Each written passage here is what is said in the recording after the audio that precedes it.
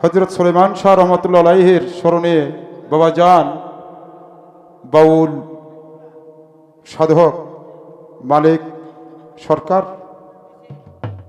বাজানের সাথে পর্যায়ক্রমে আমার অনেক গান হয়েছে, কিন্তু এই মানুষ আর থাকবে না। পৃথিবীতে কেউ চিরদিন থাকতে পারে না। এই মানুষের মধ্যে একটা মানুষ পৃথিবীতে আসে যে মানুষটাকে চিনলে আল্লাহ এবং আল্লাহর রসুলকে চেনা যায়।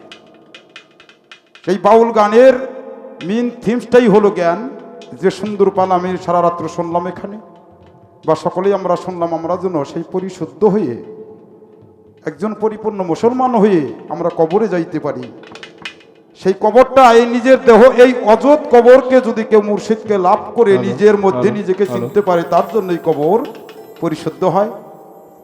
আমি একটু বিরক্ত করলাম আপনাদের। আমার যিনি মনি বাউল সম্রাট আব্দুর রশিদ সাইদি রহমতুল্লাহ আলাইহি বাবা জানের এই 21শে ফেব্রুয়ারি উনার দরবারে ফকিরমোল্লা দরবার শরীফে আপনাদের সকলেরই নিমন্ত্রণ, সকলের চরণ ধুলো দিয়ে আমাদেরকে দরবারকে পরিশুদ্ধ করে তুলবেন। সকল আশেকানের প্রতি আমার শ্রদ্ধা ভালোবাসা রইল। জয় গুরু, সাধুসঙ্গ জয় হোক, পাক পাঞ্জাতনের জয় হোক, সকল বাউল শিল্পী গোষ্ঠী সকলের জয় হোক। বাজান মানিক দেওয়ান দুটি গান শোনাও, ভালো লাগবে। তোমার কথাই শুনে আসছি আমি। দিন হলো আমরা তো, আমাদের নয়নের তারা হলো ভবিষ্যৎ। এই ভবিষ্যৎ যেন আমাদের কখনো